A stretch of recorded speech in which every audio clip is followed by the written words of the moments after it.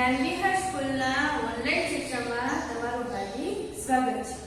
આજે આપણે ધોરણ 8 વિષય વિજ્ઞાન એમાં પાઠ 1 પૂરો કર્યો હતો અને આજે આપણે પાઠ 2 આગળ વધતા હતા। એમાં પાઠ 2 કયો છે તો કે સૂક્ષ્મજીવો, મિત્રો અને શત્રુ। શું કે છે કે સૂક્ષ્મજીવો આપણા ઘણા મિત્રો છે અને શત્રુઓ પણ છે। એમાં આપણે સૂક્ષ્મજીવોને 4 ભાગમાં વિભાજિત કર્યા હતા। બધાને યાદ છે ને કયા કયા 4 ભાગ તો કે બેક્ટેરિયા, ફૂગ, લીલ અને પ્રજીવ। મેં કા સમજાવ્યું હતું ને તમને આગળના વિડિયોમાં અને એના આગળના વિડિયોમાં મેં તમને બોર્ડ ઉપર લખાવ્યું હતું।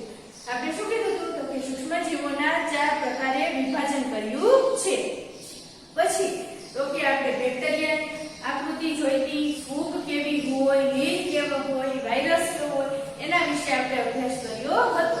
હવે આપણે આગળ એમાં પેજ નંબર 19 ઉપર તો કે આપણે કાલે જોતા હતા સૂક્ષ્મજીવો અને આપણે શું કહે છે તો કે સૂક્ષ્મજીવો આપણી સાથે કેવી રીતના ઉપયોગમાં આવે છે। સૂક્ષ્મજીવો આપણને તો કે જમીનની ફળદ્રુપતા વધારવા માટે પણ સૂક્ષ્મજીવો ઉપયોગમાં આવે છે, અથવા તો આપણે શું કહે તો કે ઔષધીય દવા બનાવવા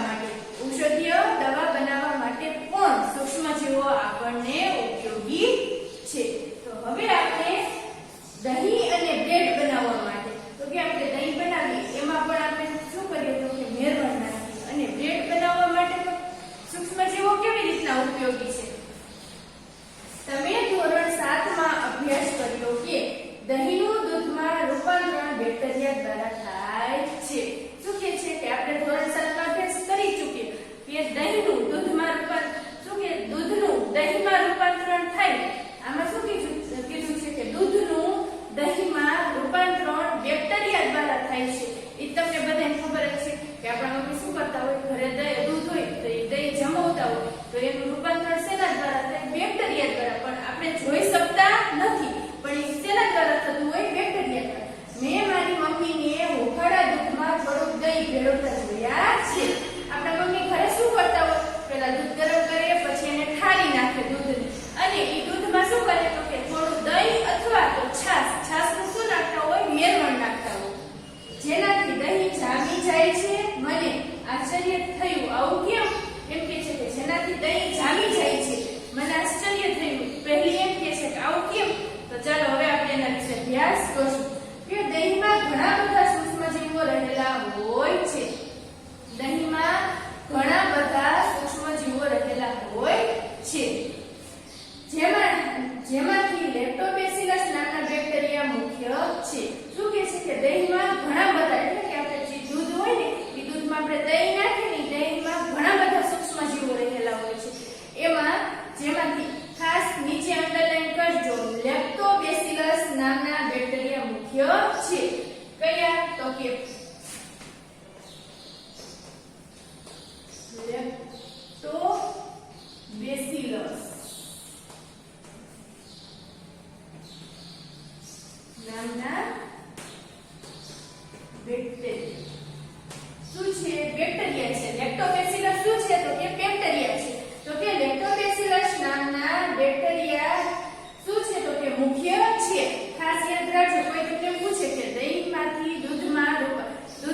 દહીંમાં રૂપાંતરણ થવા માટે કયા બેક્ટેરિયા ઉપયોગી છે, એમસીક્યુ ખાલી જગ્યામાં પૂછાઈ શકે તો કયું યાદ રાખવાનું, લેક્ટોબેસિલસ। શું યાદ રાખવાનું, લેક્ટોબેસિલસ દૂધને દહીંમાં પરિવર્તિત કરે છે। તે દૂધમાં વૃદ્ધિ પામી તેને દહીંમાં ફેરવે છે। દૂધમાં શું થાય, વૃદ્ધિ પામે એટલે 1 ના 2, 2 ના 10, 10 ના 20 એવી રીતના શું થાય, વૃદ્ધિ પામે અને દૂધને શેમાં ફેરવે, દહીંમાં ફેરવે છે।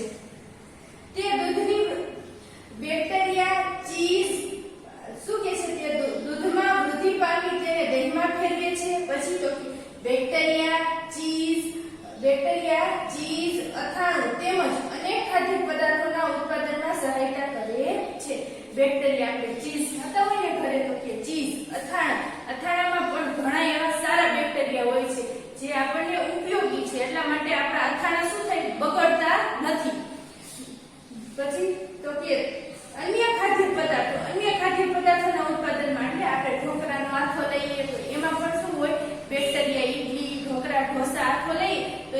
શેના દ્વારા આવતો હોય? બેક્ટેરિયા દ્વારા. આપણે એમાં શું કરતા હોય? ખાટી છાશ નાખતા હોઈએ છીએ.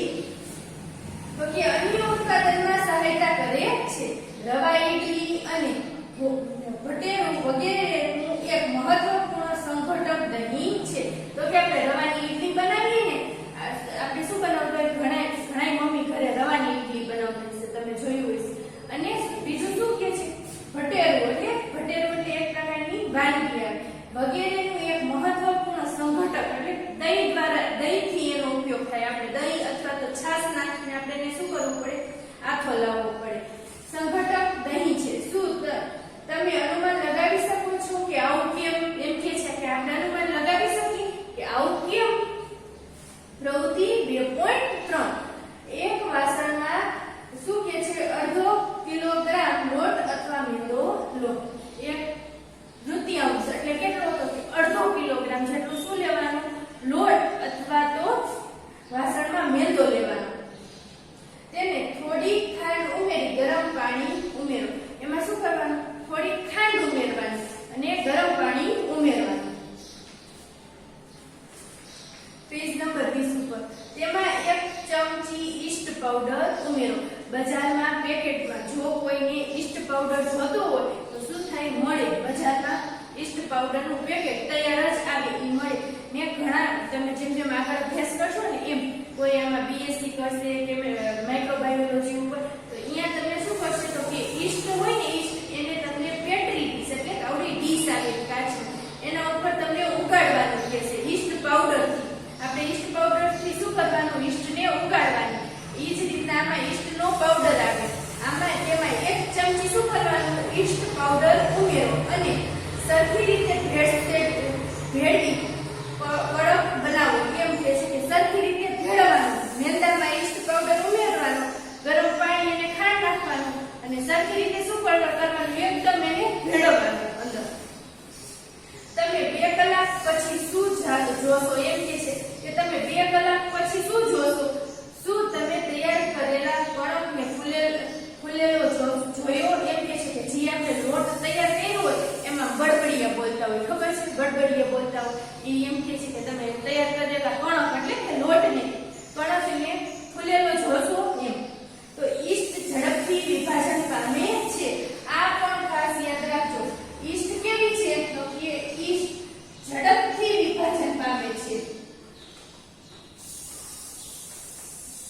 ઈસ્ટ ઝડપથી વિભાજન પામે છે અને શ્વસન દરમિયાન કાર્બન ડાયોક્સાઇડ ઉત્પન્ન કરે છે. હવે તમને ખબર પડી કે જે આપણે ઈસ્ટનો પાવડર લીધો હતો અને જે આપણે તપેલીમાં શું નાખ્યું હતું? ગરમ પાણી ને ખાંડ નાખી હતી અને આપણે 2 કલાક સુધી એને રાખ્યું હતું, તો એના બડબડિયા બોલતા હતા. એમાંથી શું નીકળતું હતું?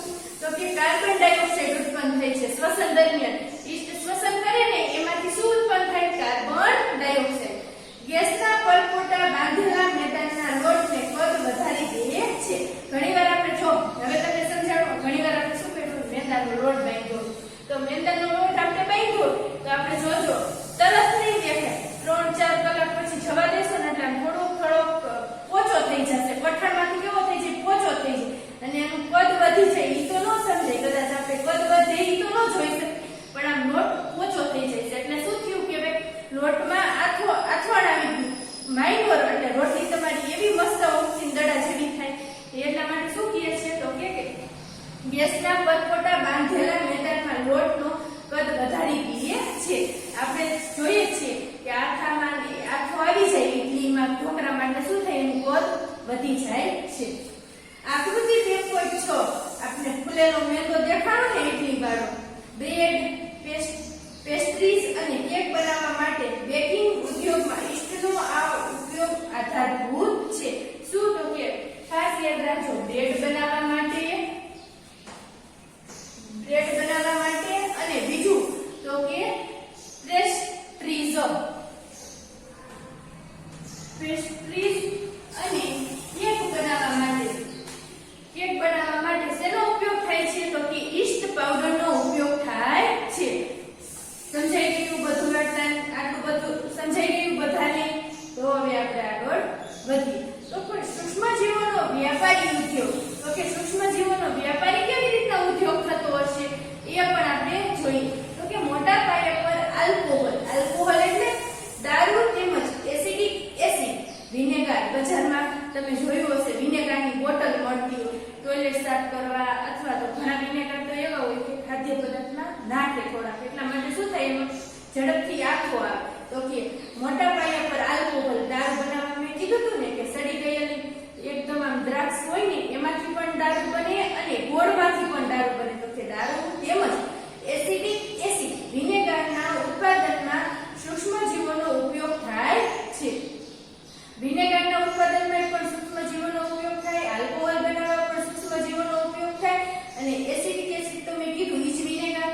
પછી તો કે જવ, દહીં, ચોખા તથા કચરેલા ફળોના રસમાં રહેલા પ્રાકૃતિક શર્કરામાં ઈસ્ટને ઉછેરીને આલ્કોહોલનું ઉત્પાદન કરવામાં આવે છે. શું કે છે કે દહીં હોય ને, દહીં, ચોખા અને કચરેલા ફળો એટલે કે મેં કીધું દ્રાક્ષ છે કે એવા કોઈ કચરેલા ફળો હોય ને, ખાટા ફળો, તો કે કચરેલા ફળોના રસમાં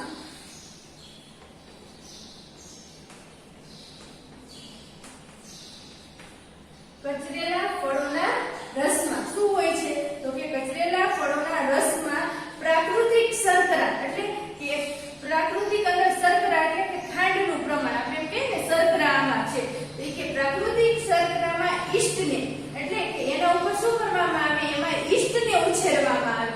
ઈસ્ટને ઉછેરીને આલ્કોહોલ દારૂ ઉત્પાદન કરવામાં આવે છે. જો તમને આમાં દારૂ બનાવતા શીખવાડ્યું છે પણ કોઈએ શીખવાનું નથી. શું કહે છે કે દારૂનું ઉત્પાદન આ રીતે કરવામાં આવે છે. સમજાઈ ગયું બધાને કે કેવી રીતે આલ્કોહોલ બને? આપણે શું કહેશું એને? આલ્કોહોલ. શું કહેવાય? આલ્કોહોલ. હવે પ્રવૃત્તિ 2.4 500 ml નું બીકર લઈ તેમાં 3/4 ભાગ જેટલું પાણી ભરો. એમ કે છે કે અડધું બીકર, પોણું બીકર પાણીનું ભરવાનું છે અને 500 ml નું બીકર લેવાનું છે. તેમાં 2 થી 3 ચમચી ખાંડ ઓગાળો. તેમાં અડધો ચમચી ઈસ્ટ પાવડર નાખો. એમાં કેટલી ચમચી આપણે? તો કે 1 ચમચી અથવા તો અડધો ચમચી શું કરવાની? ઈસ્ટ પાવડર નાખવાની. તેને 4 થી 5 કલાક માટે ઉષ્ણ સ્થાન પર ઢાંકીને રાખો. એટલે તડકામાં, ઉષ્ણ સ્થાન એટલે તો કે તડકામાં શું કરવાનું? એને આપણે ઢાંકીને રાખવાનું. હવે તેને સૂંઘો. શું કરવાનું? સૂંઘો. શું તમને વાસ સુગંધ આવે છે? એમાં કઈ તમને વાસ કે સુગંધ આવશે? પહેલા શું કરવાનું? તો કે 500 ml નું બીકર લઈ તેમાં 3/4 જેટલું પાણી ભરવાનું. પાણી ભરાઈ ગયું પછી એમાં 2 થી 3 ચમચી ખાંડ ઓગાળવાની અને એમાં શું કરવાનું? તો કે 1 થી 1.5 ચમચી શું કરવાનું? ઈસ્ટનો પાવડર નાખવાનો અને તેને 3 થી 4 કલાક સુધી તડકામાં રાખવાનું. પછી એને આપણે તડકામાં રાખી દઈએ પછી એમાં સૂંઘવાનું. તો કે તમને કઈ સુગંધ આવશે? કઈ સુગંધ આવે? વાસ અથવા તો સુગંધ આવશે? તો કે આ સુગંધ આલ્કોહોલની છે. હવે તમને સમજાણું આ સુગંધ કોની છે? તો કે આલ્કોહોલ જે ઈસ્ટ દ્વારા ખાંડને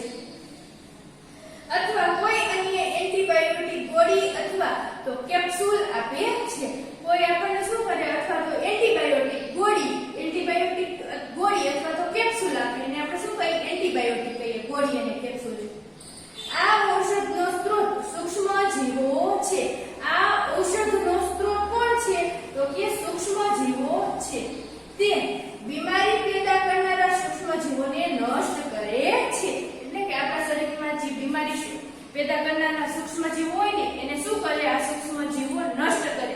એટલે કે આપણે બહારથી ગોળી કેપ્સ્યુલ લઈએ અથવા તો ગોળી લઈ એને આપણે શું કહીશું તો કે આપણા શરીરમાં એન્ટીબોડી લઈ એન્ટીબાયોટિક લઈ એટલે શું થાય તો કે આપણા શરીરમાં જે સૂક્ષ્મજીવો પેદા થતા હોય ને એને નષ્ટ કરે. શું કરે? નષ્ટ કરે. અથવા તેની વૃદ્ધિ અટકાવે છે. હમણાં આપણે કીધું એમ એની વૃદ્ધિ શું કરે? સ્ટોપ કરી દે. આપણા શરીરમાં જે ન જોતી રોગ પ્રતિકારક સૂક્ષ્મજીવો હોય એની વૃદ્ધિને શું કરી દે? સ્ટોપ કરી દે. આપણે તાવ આવ્યો હોય તો આપણે શું કરીએ તો કે એન્ટીબાયોટિક આપણે લઈ લઈએ. આપણે કઈ એન્ટીબાયોટિક તાવ આવે તો લઈએ તો કે આપણે પેરાસિટામોલ લઈ લઈએ તો શું થાય તો કે આપણા શરીરમાં જે સૂક્ષ્મજીવો હોય જે રોગ કરનારા એને શું કરે? નષ્ટ કરી દે. આ પ્રકારના ઔષધોને એન્ટીબાયોટિક્સ કહે છે. આ પ્રકારની ઔષધિઓને શું કહેવાય છે તો કે એન્ટીબાયોટિક્સ. શું કહેવાય તો કે એન્ટીબાયોટિક્સ કહેવાય છે. આજકાલ બેક્ટેરિયા અને ફૂગમાંથી અનેક એન્ટીબાયોટિકનું ઉત્પાદન થઈ રહ્યું છે. શું કહે છે તો કે આજકાલ આપણે જે દવા બનાવીએ છીએ ને એમાં ઘણી બેક્ટેરિયા અને ઘણી ફૂગ એવી શું છે કે વપરાય છે. એટલા માટે એન્ટીબાયોટિકનું ઉત્પાદન થઈ રહ્યું છે બેક્ટેરિયા અને ફૂગ દ્વારા. સ્ટ્રેપ્ટોમાઇસિન, ટેટ્રાસાઇક્લિન અને એરિથ્રોમાઇસિન સામાન્ય સ્વરૂપે ઉપયોગ કરવામાં આવતી એન્ટીબાયોટિક છે. ખાસ આ ત્રણેયના નામ યાદ રાખજો. હું લખી દઉં છું.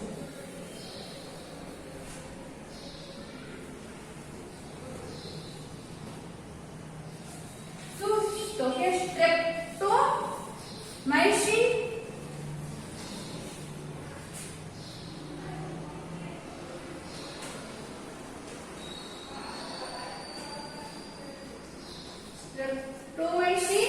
અને બીજી તો કે ટેટ્રાસાઇક્લિન,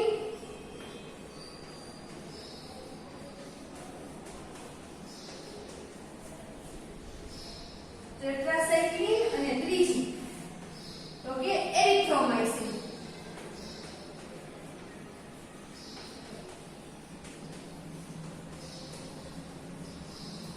જ્યારે આપણને માથું દુખતું હોય ત્યારે આપણે કઈ લઈએ તો કે એરિથ્રોમાઇસિન. આ ત્રણેય એન્ટીબાયોટિકના નામ યાદ રાખજો.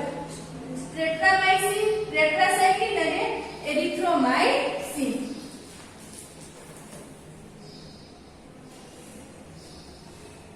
સામાન્ય સ્વરૂપે ઉપયોગ કરવામાં આવતી એન્ટીબાયોટિક છે. સામાન્ય સ્વરૂપે આ એન્ટીબાયોટિકનો ઉપયોગ થાય છે. કોઈ વિશિષ્ટ પ્રકારના સૂક્ષ્મજીવોનું સંવર્ધન કરીને એન્ટીબાયોટિકનું ઉત્પાદન કરવામાં આવે છે. એટલે કોઈ વિશિષ્ટ પ્રકારના સૂક્ષ્મજીવો હોય કે જે આપણે હમણાં જ કીધું કે દવા માટે ઉપયોગી હોય વપરાતા હોય તો એનું સંવર્ધન કરવામાં આવે અને પછી એને શું કરવામાં આવે તો કે દવા બનાવવા એન્ટીબાયોટિકનું ઉત્પાદન કરવામાં આવે. જેને અનેક રોગની સારવારમાં ઉપયોગમાં લેવાય છે. આપણે ઘણા બધા એવા રોગ હોય તો એની સારવારમાં આપણે શું કરીએ તો કે ઉપયોગમાં લઈ શકીએ. પાલતુ પ્રાણીઓ પેજ નંબર 21 ઉપર પહેલા આપણે આટલું પૂરું કરી લઈએ પછી આપણે આ બંને પીળા કોષ્ટક સમજી લઈએ. તો કે પાલતુ પ્રાણીઓ તેમજ મરઘાઓમાં સૂક્ષ્મજીવોનું સંક્રમણ રોકવા માટે પણ તેમના આહારમાં એન્ટીબાયોટિક્સ ભેળવવામાં આવે છે. શું કહે છે તો કે પાલતુ પ્રાણીઓ અને મરઘામાં સૂક્ષ્મજીવોનું સંક્રમણ એમાં તો સૌથી વધારે જ હોય મરઘામાં અને પાલતુ પ્રાણીઓમાં.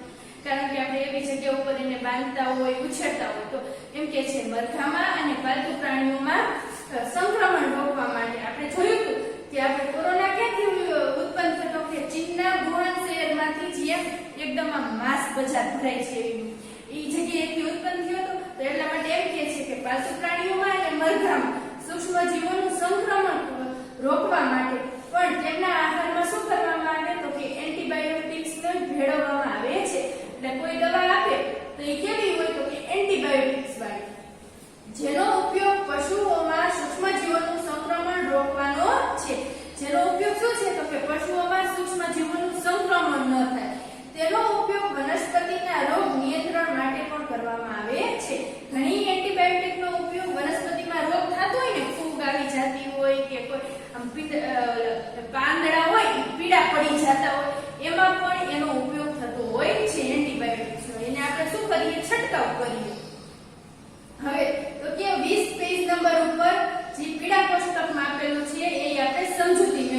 વૈજ્ઞાનિક વિશે. તો કે 1929માં એલેક્ઝાન્ડર ફ્લેમિંગે બેક્ટેરિયલ રોગથી બચવાના હેતુસર એક સંવર્ધન પર પ્રયોગ કરી રહ્યા હતા. ક્યારે? તો કે 1929માં એલેક્ઝાન્ડર ફ્લેમિંગ બેક્ટેરિયલ રોગ એટલે કે ત્યારે પણ બેક્ટેરિયાનો રોગ હતો. તો કે બેક્ટેરિયલ રોગથી બચવાના હેતુસર એક સંવર્ધન પર પ્રયોગ કરી રહ્યા હતા. અચાનક તેઓએ સંવર્ધન પ્લેટ પર લીલા રંગના મોલ્ડ ના નાના બીજાણુઓ જોયા. અચાનક એને શું જોયું? તો કે પ્રયોગશાળા હોય એની અલગ જ પ્રયોગશાળા હોય. આપણે માઇક્રોબાયોલોજી કહીએ એમ માઇક્રોબાયોલોજીમાં અલગ જ ઈ વ્યક્તિઓ અંદર વૈજ્ઞાનિકો કામ કરતા હોય. આપણે કેમ ટીવીમાં જોઈએ છીએ કે કોરોના વાયરસ ઉપર એની દવા શોધવા માટે, રસી શોધવા માટે એના ઉપર વૈજ્ઞાનિકો કામ કરતા હોય. એવી જ રીતના આ વૈજ્ઞાનિક શું કરતા હતા? તો કે બેક્ટેરિયલ ઇન્ફેક્શન હતું, બેક્ટેરિયલ રોગનું. તો કે શોધવા માટે શું કરતા હતા? એના ઉપર સંવર્ધન એટલે પ્રયોગ કરતા હતા. પ્લેટ પર એને શું જોયું? તો કે લીલા રંગના મોલ્ડના નાના બીજાણુઓ જોયા. તેઓએ જોયું કે આ મોલ્ડ બેક્ટેરિયાની વૃદ્ધિને અટકાવે છે. ઈ મોલ્ડ શું હતી? તો કે ઈ મોલ્ડ ફૂગ જે મોલ્ડ લીલ હતી એ શું કરે? તો કે બેક્ટેરિયાની વૃદ્ધિને અટકાવે છે. મોલ્ડ શું કરે? તો કે બેક્ટેરિયાની વૃદ્ધિને અટકાવે છે. જો કે આમાંના ઘણા બેક્ટેરિયાનો પણ તેણે નાશ કર્યો છે. ઘણા બેક્ટેરિયા તો એવા છે કે જેને શું કર્યું? નાશ કર્યો છે. આ રીતે મોલ્ડમાંથી પેનિસિલિન બનાવાય છે. શું બનાવાય? તો કે આપણે જે મોલ્ડ હોય ને એમાંથી પેનિસિલિન દવા બનાવાય છે. ચલો હવે આપણે ઉપરનું કોષ્ટક જોઈએ, પેજ નંબર 21 ઉપર. એ યાદ રાખવું ખૂબ જ જરૂરી છે કે માન્ય ડોક્ટરની સલાહ મુજબ જ એન્ટીબાયોટિક લેવી જોઈએ. પછી આપણા શરીરમાં આપણે કોઈ નાનો રોગ થયો અને આપણે તરત જ એન્ટીબાયોટિક્સ લઈ લઈએ એવું ન થવું જોઈએ. માન્ય સલાહ મુજબ જ આપણે ડોક્ટરની સલાહ લઈ અને પછી જ આપણે શું કરવું જોઈએ? એન્ટીબાયોટિક્સ લેવી જોઈએ. વળી ડોક્ટરની સૂચના મુજબ સંપૂર્ણ દવાઓ પૂર્ણ કરવી જોઈએ. ડોક્ટર કે એટલી દવા પીવી જોઈએ. આમાં ઘણા તમે એવા રહેશો કોઈને દવા ન ભાવતી તો ડોક્ટર આપે ને દવા તો એ શું કરીએ? આપણે પી નહીં, નાખી દઈએ. પણ ડોક્ટરની સલાહ મુજબ દવા લઈને પીવી પણ જોઈએ. જો એન્ટીબાયોટિક્સની જરૂર ન હોય ત્યારે કે અયોગ્ય માત્રામાં લેવામાં આવે તો ભવિષ્યમાં જરૂર પડે ત્યારે તે ઓછી અસર કરી શકે છે. એમ કે આપણા શરીરને જરૂર ન હોય તોય આપણે લીધા જ રાખી અને પછી જ્યારે આપણે ભવિષ્યમાં કોઈ રોગ થાય અને આપણે ઈ જ એન્ટીબાયોટિક લઈએ તો આપણા શરીરમાં શું થઈ ગયું હોય? તો કે એવા બેક્ટેરિયા બની ગયા હોય કે ઈ એન્ટીબાયોટિકનો ઉપયોગ કરે ને તો ઈ મરે નહીં. એટલે શું કહે છે કે એવા બેક્ટેરિયા આપણે જરૂર કરતા વધારે એન્ટીબાયોટિકનો ઉપયોગ ન કરવો જોઈએ. કારણ કે ભવિષ્યમાં વળી આપણને ઈ જ રોગ થાય અને આપણે ઈ જ દવા પી તો આપણે ન મટે તો સમજી લેવાનું શું થાય? તો કે આપણા શરીરમાં આવી ઈ દવા કામ કરતી નથી. એનાથી આપણે ઊંચા પાવાની દવા પીવી જોઈએ. એટલા માટે જરૂર કરતા વધારે દવાનો ઉપયોગ ન કરવો જોઈએ. વળી બિનજરૂરી એન્ટીબાયોટિક્સ લેવામાં આવે તો શરીરમાં આવેલા ઉપયોગી બેક્ટેરિયા નષ્ટ થઈ જાય છે. આપણે બિનજરૂરી કોઈ દવા પી તો આપણા શરીરમાં નાના આંતરડામાં, મોટા આંતરડામાં જે યકૃતમાં સારા બેક્ટેરિયા હોય ને એ શું થઈ જતા હોય? નષ્ટ થઈ જતા હોય છે. તેમ છતાં શરદી અને તાવમાં એન્ટીબાયોટિક્સ એટલી પ્રભાવશાળી નથી. કારણ કે આ રોગ વાયરસથી થાય છે. આપણે તાવ અને શરદી થયો હોય ને તો આપણે એક ગોળી પીને તો આપણે મટે નહીં. કારણ કે એ રોગ કેવો છે? વાયરસથી થાય, એકાબીજાને ચેપથી ફેલાય છે. આપણે 24 કલાક 48 કલાક શું થાય? આપણે શરદી ભારે રહી. આપણે ગમે એટલી દવા પીને તોય આપણે શરદી મટે નહીં. એટલા માટે શું કહે છે? એન્ટીબાયોટિક્સ તાવ અને દવામાં એટલી બધી, શરદીમાં અને તાવમાં એટલી બધી અસરકારક નથી. આજે બધાને આટલું મેં જેટલું સમજાવ્યું એ બધું સમજાઈ ગયું. તો શાંતિથી ઘરેથી તમારે બેસી અને એક વખત હજી શું કરવાનું છે? ચોપડીમાંથી વિડીયો જોઈ રિવિઝન કરવાનું છે. કારણ કે આ તમને અઘરું લાગશે. ખાસ આ ટોપિક તમને અઘરા લાગશે. એટલા માટે શાંતિથી બેસી અને તમારે એક વખત ચોપડીમાંથી રિવિઝન કરવાનું છે. અને પછી હોમવર્કમાં આપણે શું કરશું? તો કે સૂક્ષ્મજીવોનો ઔષધીય ઉપયોગ